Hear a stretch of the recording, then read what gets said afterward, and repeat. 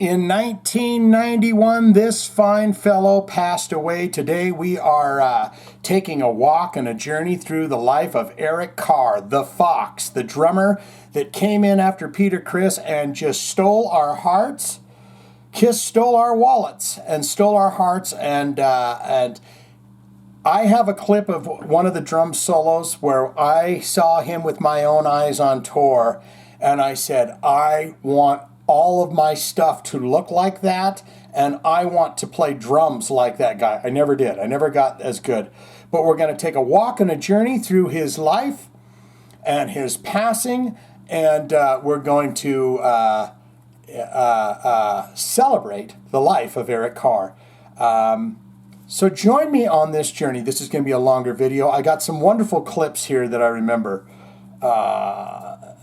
So we'll get into it, but let's learn about him and kind of see what happened. He passed away November 24th in 1991. And I'm not sure exactly what it was. Maybe they'll get down there. I know it was heart something, but I don't know. There's a great clip that I have that I'm going to show you of Ace Frehley just going, Jesus. Another one of them moments where you can see Gene and Paul go, jeez, with Eric Carr. Eric Carr, Paul Charles Caravello, July 12th, 1950. He was born in 1950. November 24th, 1991, he passes away. Better known as Eric Carr, was an American musician. He was the drummer for the rock band Kiss. Let's see.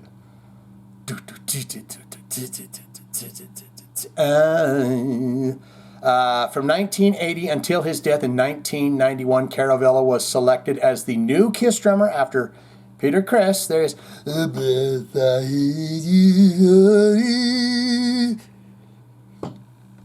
departed. He created the stage name Eric Carr and designed his on-stage Fox persona. So Paul didn't have a hand in that, huh? Because he helped Vinny with his. He remained a member of Kiss until his death from heart cancer in 1991. Rest in peace, sweet sir. His early life, he was born Paul Charles Caravello on July 12, 1950, to Albert. 1927, his daddy was born. And Connie Caravello. She was born in 1929. So he was at the 27, 29, okay. Carr was of Italian descent. Is that the right word? Italian descent? He grew up at 1043 Belmont Avenue in East New York. It's a section over there in Brooklyn, in New York City. Because his father worked most of the time, Carr did not see that much of him. And, quote, never went to a baseball game or that kind of stuff. Oh, he never did that kind of stuff with his father. He spent a lot of time alone in his room, playing with toy soldiers and toy monsters. Oh, Dad, why you gotta... I'm fucking busy. I gotta make the money.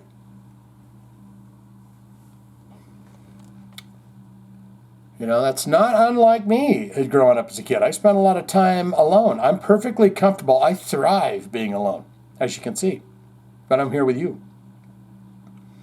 But technically, I am alone. But I'm really here with you.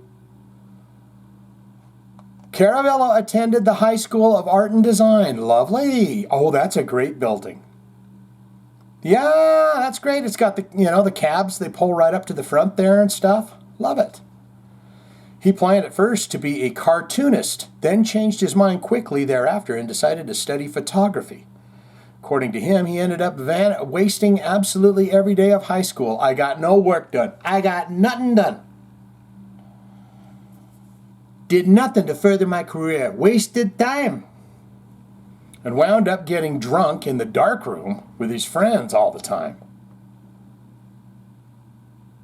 What's the meaning of life, Donnie? How the fuck should I know? I'm only 17. We never got caught because we could see through the one-way glass. Very smart guys. I love that. Whenever the teacher would come.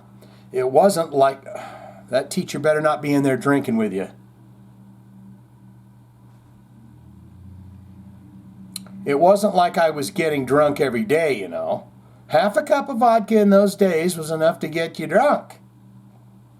However, he has described himself as an overall real good kid. I didn't do anything to make trouble. Yeah. I remember going up over the hill and seeing the prison walls, seeing the fence, and I was like, Mama, why is those buildings over there got that, you know, all that fencing and stuff? She says, that's the prison. I said, what's the prison? And she said, that's where the bad people go. When they do crimes, that's where they go. That was enough for me. Because I'll tell you what, I will be in trouble if I go to prison. Trouble. In February 1964, Carvello watched the Beatles perform the Ed Sullivan Show. They all do it, don't they? Every single hard rocker you've ever known and loved, no matter who it is, they say, I sat down, I saw the Beatles on the Ed Sullivan Show. A really big show. What's that?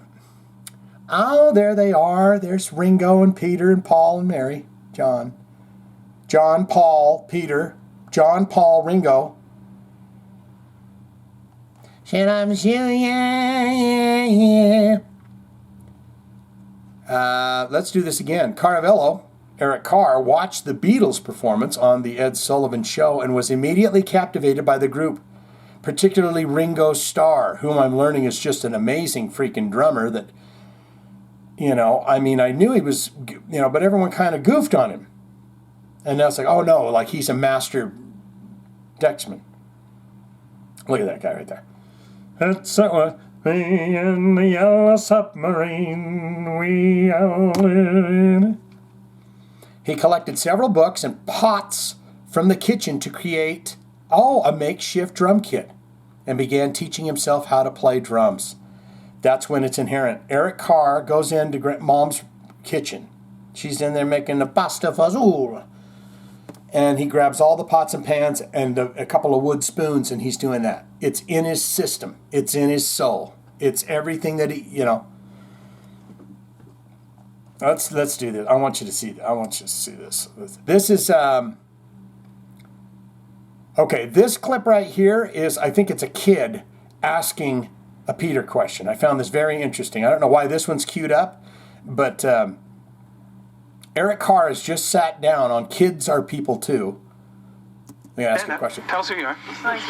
Okay, go ahead, ask. How do you feel about Peter Criss leaving the group? Well, I think we felt bad to lose Peter because he was a member of the family, but we really haven't lost him. We spend a lot of time with him, and he really is like family. You know, when you have a brother or sister, you don't lose them just because they move out of the house. It's really exciting to have Eric now because it's so good with another words. member of the family, and we don't forget Peter, and we spend a lot of time, and he told us to say hello. Ace, right. watch Ace. Question, okay, Let's right hear it here. for Peter Criss, huh? Oh, well, that's got to make you feel good, huh? That's got to make you feel good, as Eric Carr said there. Let's hear it for Peter Criss. Ah, fuck yeah. Let's see what we got here. Where are those videos? Do I got to bring that folder up? I don't want to do that. I'm going to do it anyways. Another kid asking about Peter Criss. Stand up. Tell us who you are. Oh, Greg. All right, Greg, go ahead. Why did Peter Criss quit the band? Peter just remarried.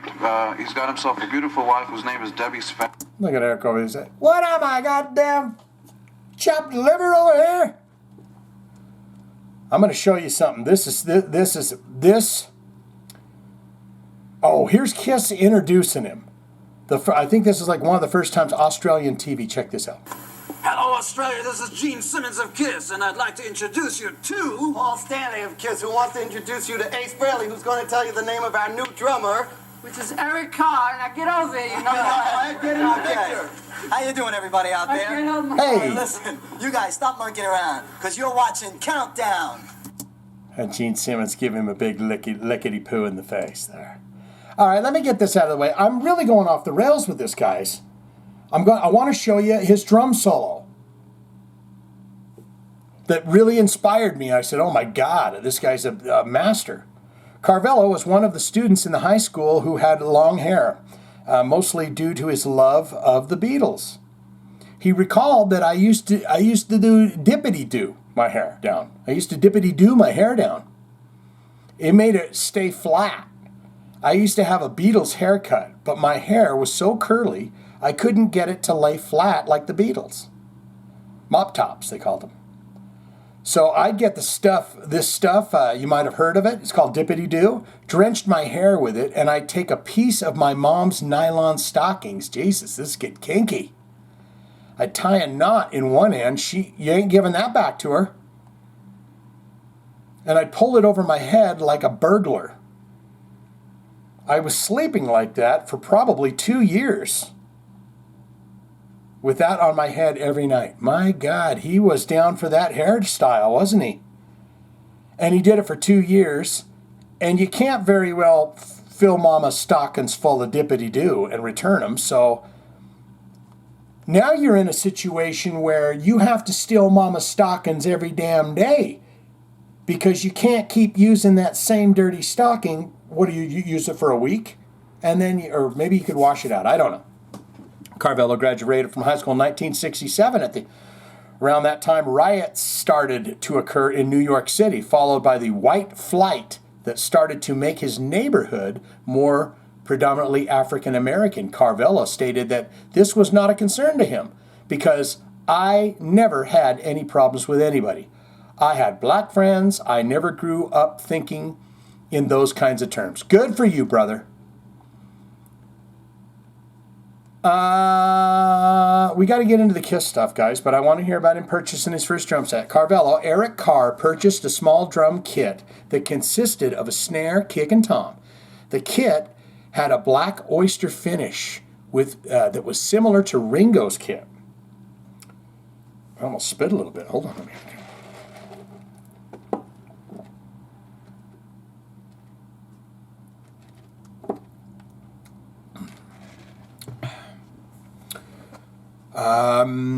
It looked like Ringo's kit. Within a few months, he added a floor tom. I was going to ask about that. You had the kick, the snare, the tom. Where was the floor tom? He's got it now.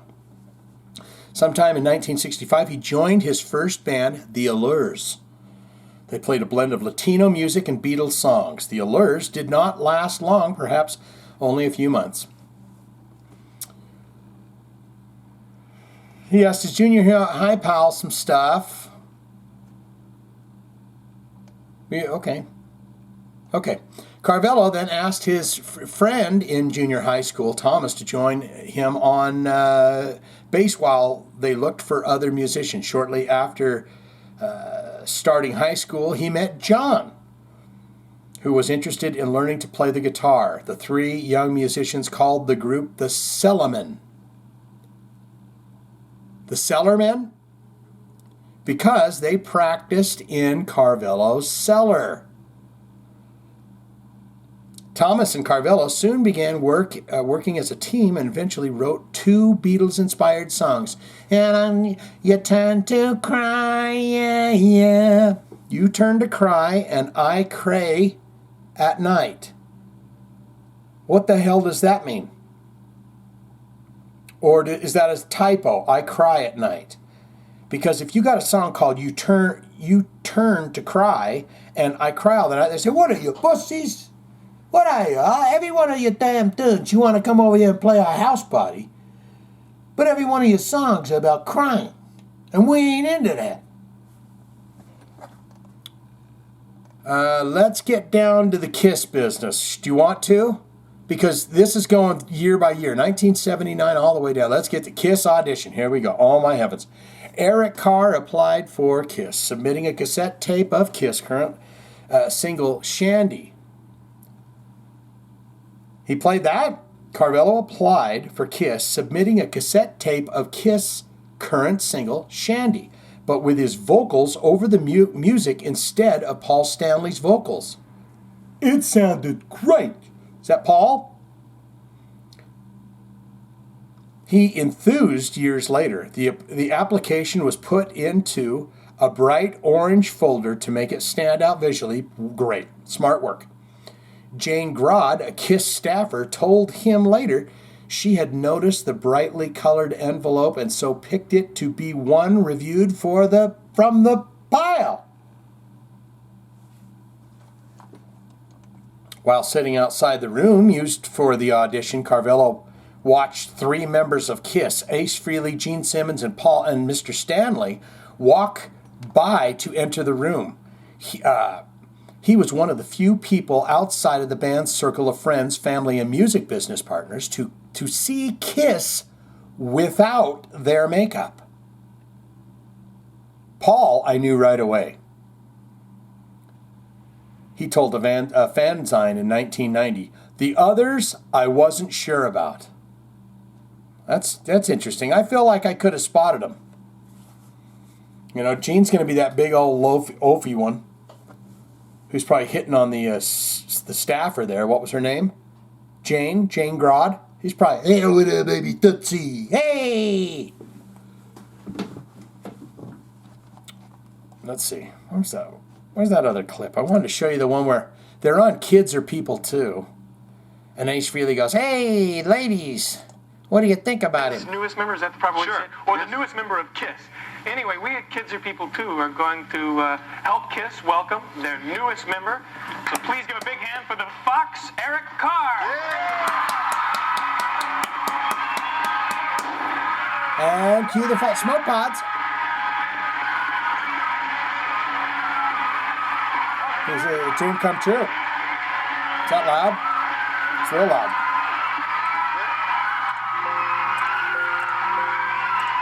What a cute guy. What a cute guy. What do you think, girls? Is he a fox or what? I just had to see that part right there. So what do you think, girls? It's like Kids Are People Too. What do you think, girls? Is he hot or what? Anyways, let's keep going on. We're loving him. We're loving him so lovingly. And I'm going to find that damn drum solo too. Carvello was the last drummer to audition for the band. Asked Stanley, Simmons, and Frehley to autograph the list of KISS songs he was to play with the band in case he never saw them again. There's your end, baby. Excuse me, guys. You think you could sign my list there? What I just played for you guys, just in case I never ever see you again. That's beautiful. Because then they say, Paul, Gene, I think we got a guy here. I think we got our guy.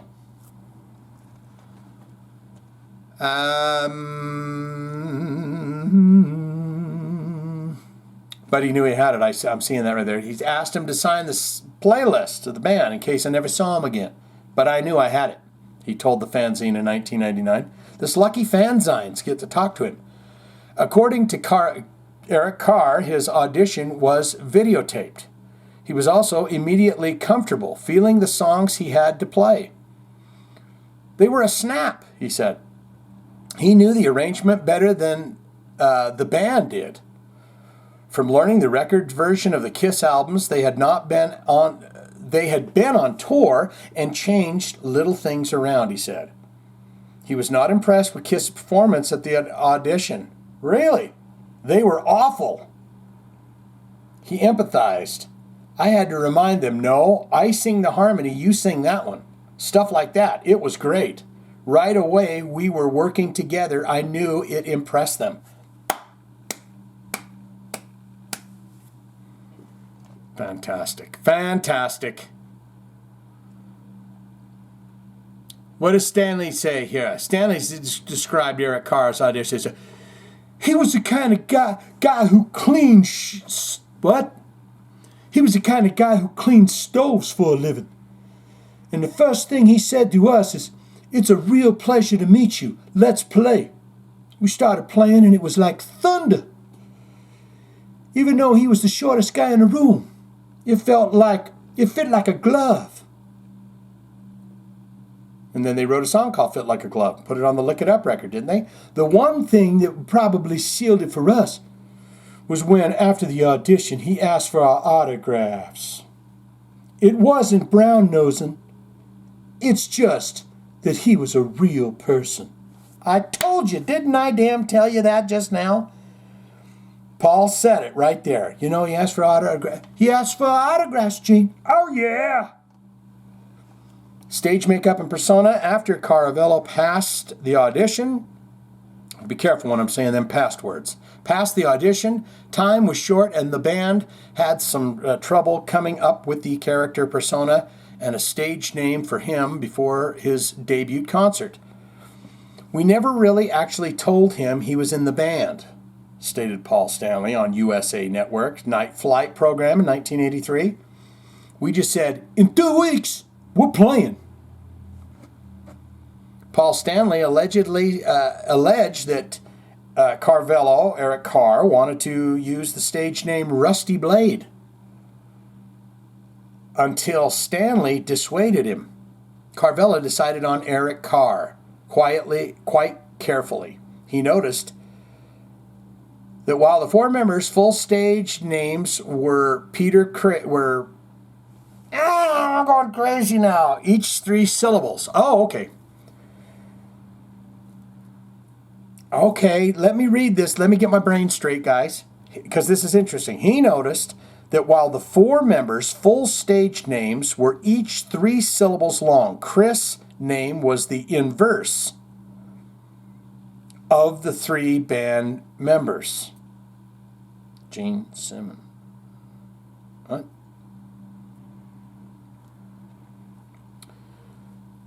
So that when people said all 4 names together, it would still fit the same to the ear. I get what he's saying now. So what he's saying is Gene, Paul, Peter, Gene, Paul, Ace, Peter, and he wanted a name that was going to roll in there. This guy is thinking on a different damn level when he joins this band. He's going, no, I need a catchy name that's gonna bang off with him. So it's Gene, Paul, Ace, Eric. And then they made that Eric Singer guy change his name so he would have Eric, so they didn't have to fix that. I think we're getting somewhere closer to the end of this thing. I don't want to get into the gritty details, but let's keep going just a bit now. Carr's first public performance was with the band in New York City Palladium on July 25th, 1980. His parents warned to not tell anyone their son. Oh, they were warned not to tell anyone that their son was in Kiss to maintain the mystique that no one knew what the new band member looked like without makeup. Mama and Daddy attended the concert, they did, and we were recognized by a friend who worked with Carr at a repair shop and had no idea the new Kiss member behind the kit was his former co-worker. What are you doing here? Carr's father said, Albert Caravello, related in the Tale of the Fox DVD. You like Kiss? What the hell are you doing here, Albert? You like Kiss? We're going to eat lunch together from now on. Jeez. I said, yeah. Oh, is that it? Yeah. The next day, Bill Aucoin, Kiss manager, told Carr that his makeup was indistinguishable from the audience and asked the drummer to refine his Fox makeup. On July 30th, Carr was introduced to the public on an episode of the syndicated television youth program, Kids Are People Too, which aired in September 1980. This was the first time he wore the makeup that most fans identify with him. Do you see what we've done here? If you're just trolling along with me and having a damn good time, aren't we having fun here? For Christmas 1980, the Kiss organization bought Carr a Porsche, so their new drummer would ride around in appropriate rock star style. The car broke down often. Thanks, Gene. The car broke down often and caused Carr quite a bit of grief. Get him something in a used. But they only got like $10,000 Porsches over there, unless we go over to the other parking lot where they got the $5,000 Porsches. Well, let's go with it in. His persona remained consistent for 3 years until the band's well-publicized removal of their stage makeup in September 1983 live on TV. Yes, he was sitting there for it. He was at the table with Vinnie Vincent And then those other two that tell him what to do. His tenure in KISS. On August 29, 1980, KISS began a European tour to support the Unmasked album. This was Carr's introduction to playing to large audiences such as the 30,000 fans in Milan. Let's see, Milan. It's beautiful. It's everything that I've known that Milan would be in northern Italy. I mean, the regional capital of Lombardy out there. Oh, it's magnificent.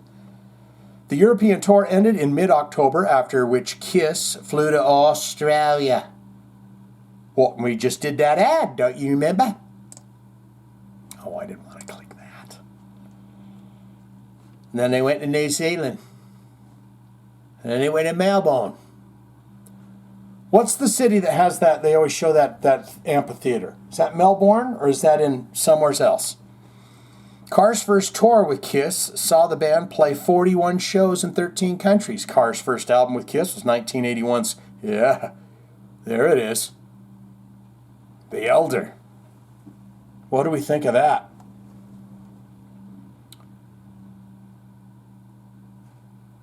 Let's see. Let's keep reading. Come on, I'm spacing off. Which marked a departure for the band toward a mystical art rock direction. Oh, it sure did. One of Carr's contributions to the album, Under the Rose. Do I love that song? I feel like I do.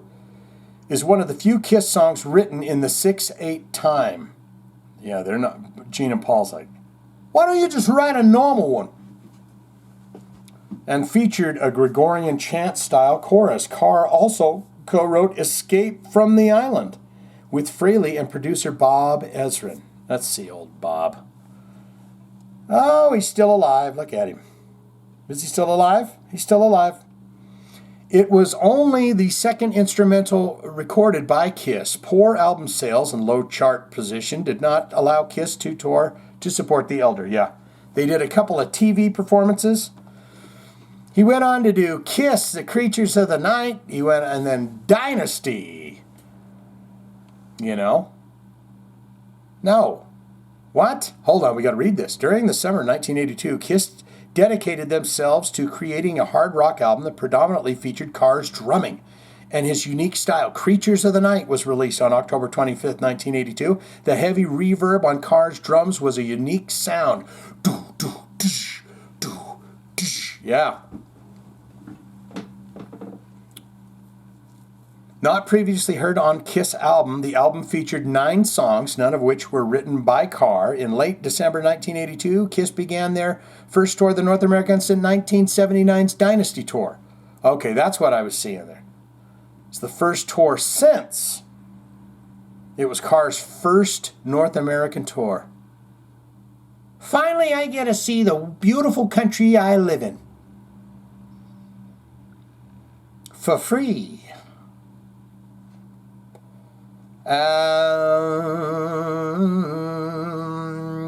In June, KISS played in Brazil for the first time. And remember, we talked in the other stories that was the final Rio de Janeiro for the KISS Creatures of the Night 10th anniversary tour, and it was the biggest concert that people had, KISS had.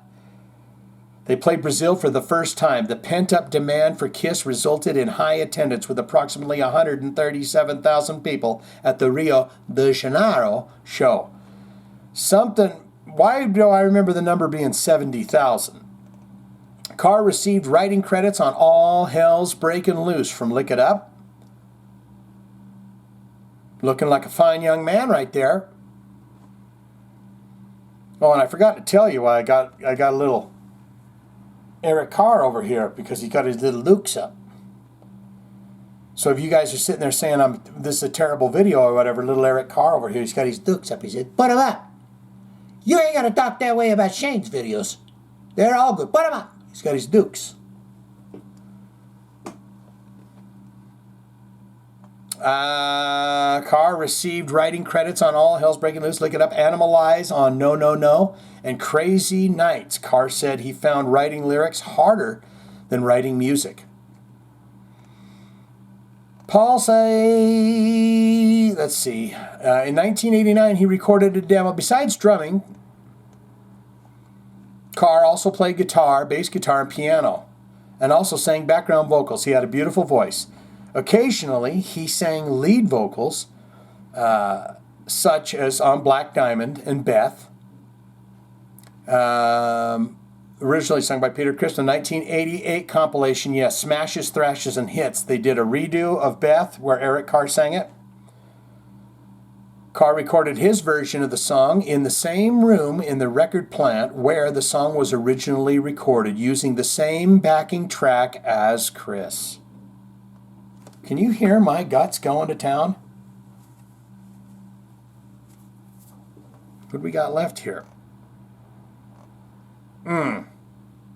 Let's pass on the illness and stuff and just get into the and remember on the good stuff. What say you? Do you think that's a good idea? What do you think about that, Eric Carr? He said, put up your dukes, you talk about the bad times.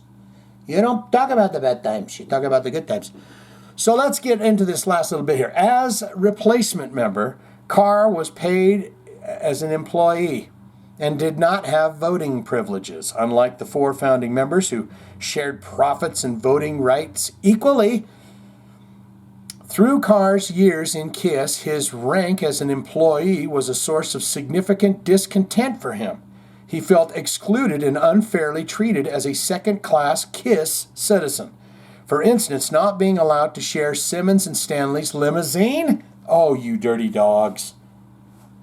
Only getting minimal exposure in videos such as the KISS Exposed VHS tape, or being partially, I think I owned that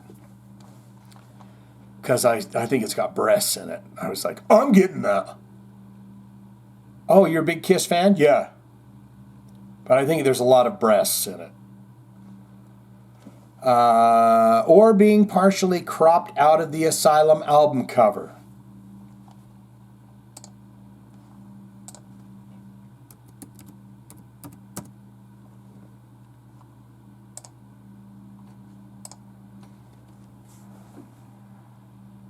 You guys cut his damn face. I didn't even realize. I didn't even think about that.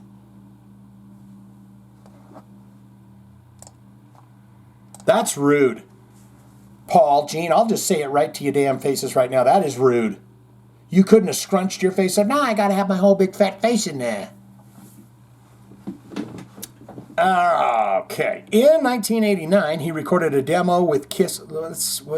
Smash that. Where's the limousines? They won't let discontent for him. He felt excluded unfairly. Yeah, got limited exposure out of the Asylum album cover. Unlike fellow bandmate Bruce Kulick with the same status, Carr grew ever more frustrated and unhappy, culminating in his feelings of being ditched by KISS during his 1991 hospitalization. In his autobiography, Peter Criss listed Carr as one of the people that Simmons and Stanley drove mad. Carr was reduced to sitting in his hotel room naked with the blinds all drawn, drinking and refusing to come out. That's what they do to you? However, this account is questionable as Carr and Criss only met a few times, so he's being a little ding-dong. Yeah, Peter Criss is being a snarky bastard. Only met a few times during the 11 years that Carr was in KISS. The two drummers were on friendly terms, but did not regularly contact each other, and were not friends. Carr's last recording with KISS was the song, God gave rock and roll to you, gave rock and roll to you. Is that a little too much of that? Which featured him on backing vocals. The last time Carr worked with KISS was in July 1991 when KISS filmed the video for God Gave Rock and Roll to You, with Carr playing drums. Carr's last public appearance with the band was at the MTV Video Music Awards in September 1991. And then we're going to do Paul Stanley's memoir bit, and then we're going out with some of that badass drum solo. I will put all the links to this video below so you can click and watch all that without my horse mouth in it. But we're going to watch a little taste of that drum solo where I said, I'm going to be that someday. And then it never happened for me. Paul Stanley, in his memoir, In his 2014 memoir, Face the Music, A Life Exposed, Kiss frontman Paul Stanley described Carr as a kind and talented but troubled soul. Carr allegedly fixated on the fact that he was neither going to be a founding member of Kiss nor the band's first drummer. After having just met drummer Eric Singer and remaining insecure despite... What?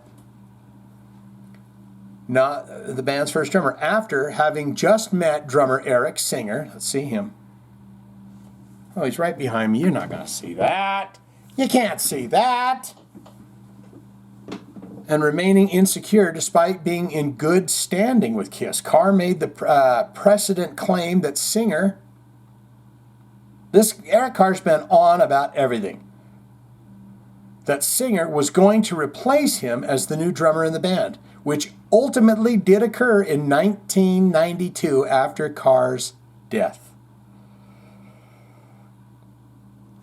For long periods, he would not even talk to Stanley. In his book, Stanley also recalls several memorable Carr episodes, including one in which he went out with a female photographer who later took nude photos of him in a bathtub holding a glass of champagne, claiming that the photographer had promised not to publish them.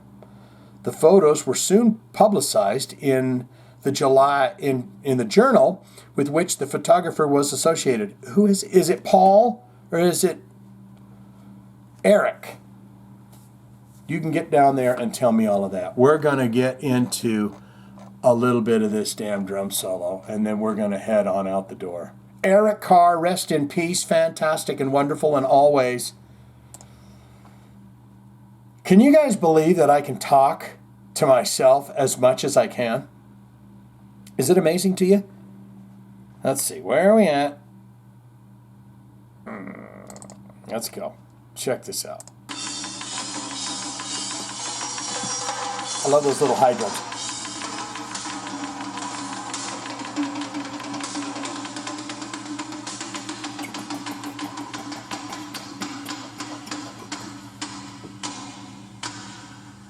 That's the gunmetal gray drum set.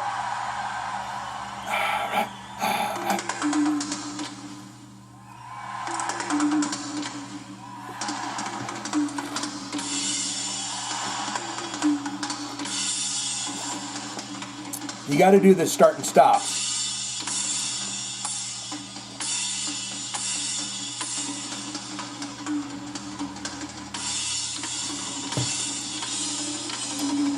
Then at one point he gets them electric drums going.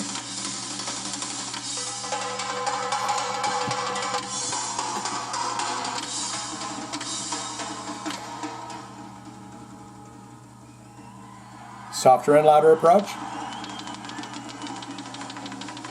Double bass in it. Cymbal flares. This is like a 9-minute drum solo he does. Look at that. Isn't that the shot right there? Isn't that the damn shot?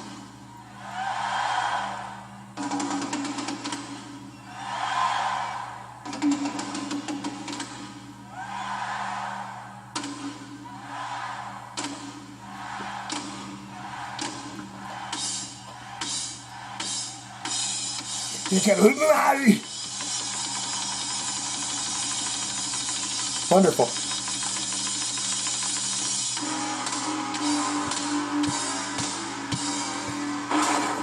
Oh, cue the smoke pots. And you see what I'm talking about there. All the links to this will be down below, and you can go and check and investigate all this and stuff. But yes, indeed, rest in peace, you fine, fine sir, Eric Carr. I'm sorry if I butchered this video. I'm not a professional, but you know what? I love Eric Carr. Rest in peace, and get down there and tell me all your ins and outs about this fine gentleman. All right, swinging out. Mwah! God gave rock and roll to you, gave rock and roll to you, gave rock and roll